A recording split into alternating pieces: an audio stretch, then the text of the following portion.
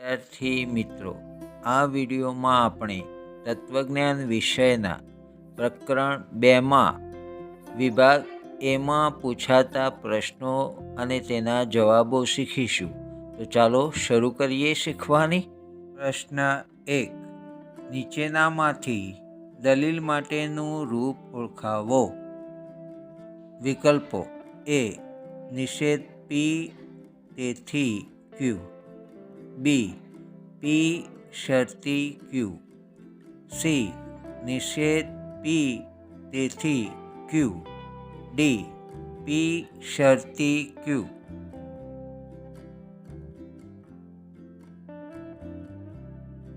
સાચો જવાબ છે સી. નિષેધ પી તેથી ક્યુ. પ્રશ્ન 2. બધું સુંદર છે માટે તાજમહેલ સુંદર છે. આ દલીલ માટેના આ સ્થાનાપત્તિ નિદર્શનનું રૂપ નીચેનામાંથી ઓળખાવો. વિકલ્પો: એ. પી તેથી ક્યુ. બી. પી સમુચ્ચય ક્યુ તેથી પી. સી. પી વિકલ્પન ક્યુ તેથી ક્યુ. ડી. પી તેથી નિષેધ ક્યુ.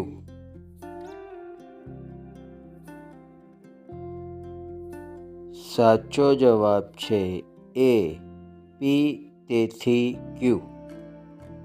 પ્રશ્ન 3. એમ વિકલ્પન એન નિષેધ એમ તેથી એન. દલીલ માટેના આ સ્થાનાપત્તિ નિદર્શનનું રૂપ નીચેનામાંથી ઓળખાવો. વિકલ્પો: એ. પી વિકલ્પન ક્યુ. પી તેથી નિષેધ ક્યુ. બી. પી વિકલ્પન ક્યુ. ક્યુ તેથી પી. સી. પી વિકલ્પન ક્યુ. પી તેથી ક્યુ. ડી. પી વિકલ્પન ક્યુ. નિષેધ પી તેથી ક્યુ.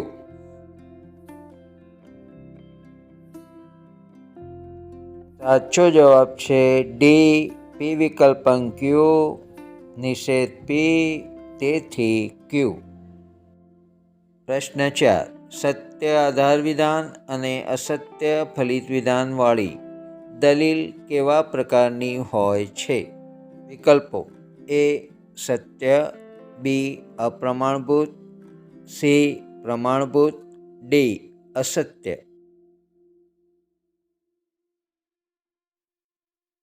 સાચો જવાબ છે બી. અપ્રમાણભૂત. પ્રશ્ન 5.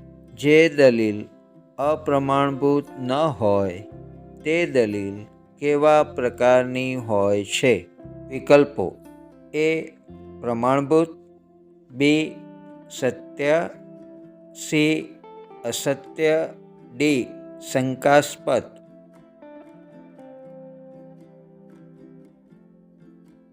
સાચો જવાબ એ. પ્રમાણભૂત. પ્રશ્ન 6. દલીલમાં આધાર વિધાનની સંખ્યા કેટલી હોય છે?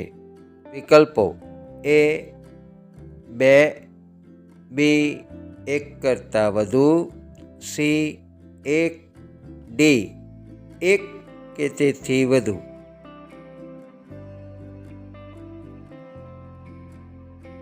સાચો જવાબ છે ડી. 1 કે તેથી વધુ.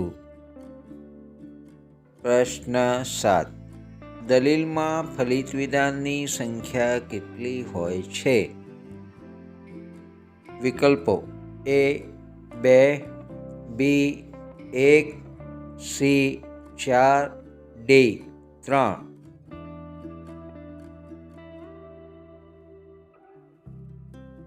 સાચો જવાબ છે બી. 1. પ્રશ્ન 8. એકથી વધુ આધાર વિધાનોવાળી દલીલને કયા તાર્કિક કારક વડે જોડવામાં આવે છે? વિકલ્પો: એ. કાં તો અથવા. બી. જો તો. સી. અને ડી. જો તો અને તો જ.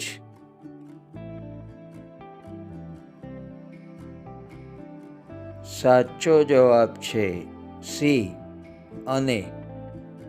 પ્રશ્ન 9.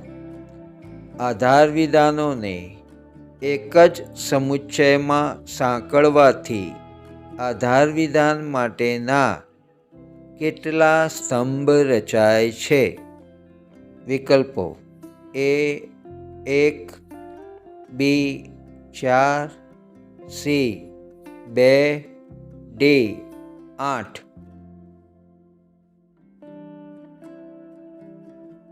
સાચો જવાબ છે એ 1. પ્રશ્ન 10. આધાર વિધાનોના એક સમુચ્ચયમાંથી શું નિષ્પન્ન થાય છે? વિકલ્પો: એ શરતી વિધાન, બી ફલિત વિધાન, સી સત્ય વિધાન, ડી અસત્ય વિધાન.